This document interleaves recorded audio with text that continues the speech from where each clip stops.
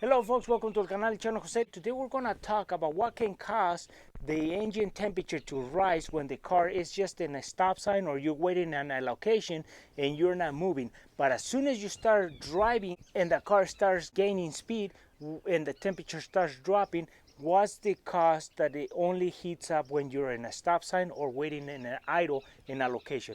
And today we're going to expose what can cause this problem.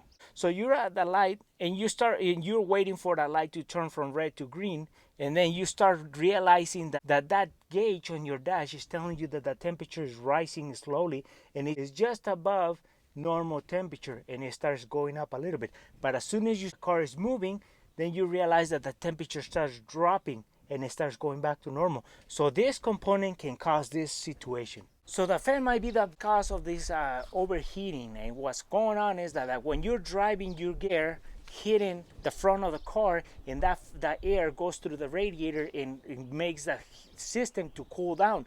But when you stop, there's no more air hitting the front of the car, except that the fan should take over with the switch and the mechanisms that is telling the temperature has reached so far that the fan is supposed to turn on, but the fan is not turning on. There's going to be other components that can cause this fan to fail, and we're going to show you how to troubleshoot this so you can find out what's causing this overheating and why is this fan not kicking in. Another thing is that we have AC on our cars, air conditioning, and we turn on the air conditioning on.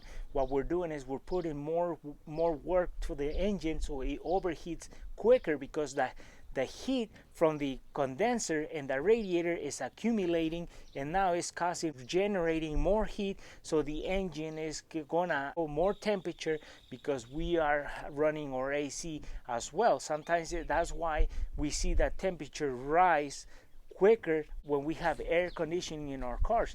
So because this guy is not doing his job when we're in an idle condition and not in a driving condition.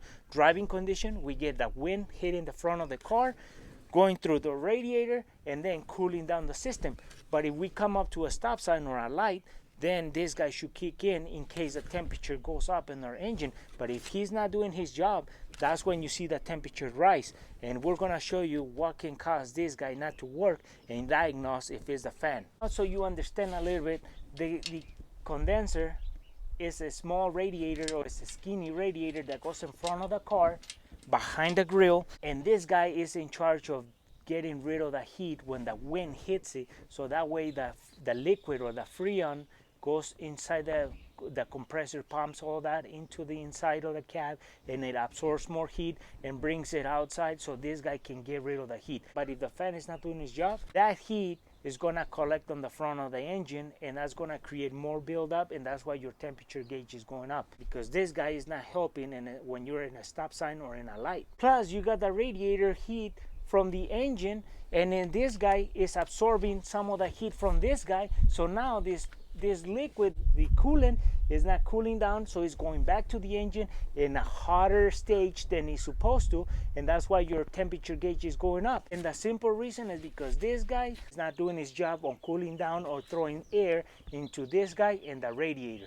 If you're having this issue that the temperature is rising when you're in an idle, in a stop sign or in a light, and then as soon as you start driving the temperature starts dropping on your dash, then what I would do is I would open your hood, let your car in a safe zone, let the car idle, and then look if the temperature starts rising more than normal, and see if the fan is turning on or not. And then if the fan is not turning on, there's ways you can diagnose if it's the fan or other components. So if it's electrical fan, what first thing I would do is I will start checking my fuses and see if the fuse that feeds this fan is not burned out. And if it's burned out, you can replace the fuse, and now you can fix a problem that it could have been a couple $1 fix instead of taking it to a shop. Another component that can cause this fan not to turn on, it could be the relay. It's a bad relay or not a bad relay. So if all those components look good, then why is the fan not turning on? The next thing I would do is I will plug in the fan directly to 12 volts and see if the fan turns on and off.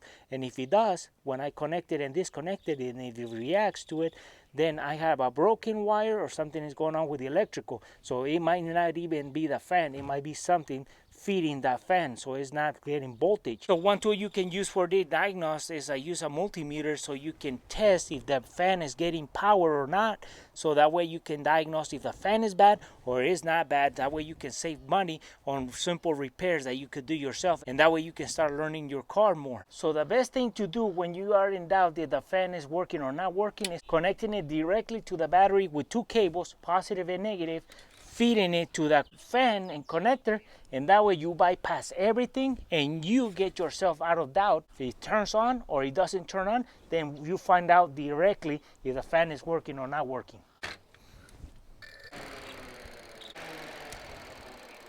And well, folks, next time you start experiencing this situation where your car starts overheating or temperature starts going up as you're waiting in idle, but as you start driving, the temperature drops, check if your fans are kicking in when you're in idle, because that's replacing the wind that was supposed to be hitting your car while you're driving a higher speed. So this takes over and cools your car down when you're in idle and a stop. So if that's not happening, check this, but always check the fuses and relays, and if you have a chance, you can actually connect your fan directly to the power source. That way you bypass everything else and you make sure that the fan is the cause of this overheating or not the cause of this overheating. Another component that can cause this fan not to turn on might be the temperature sensor switch that sends the signal to the fan. So that might be another component that you might want to check, but always check your fan directly with power to see if this guy kicks in or doesn't kick in. Otherwise, then it might be another component in your system, but you isolated the fan and you found out that the fan wasn't the problem. So hopefully this info is helpful, and for our folks who are watching our video haven't subscribed to our channel, please subscribe. If you like our video, give us a thumbs up, share it, and we'll see you soon with more videos here on el canal El Chano Jose.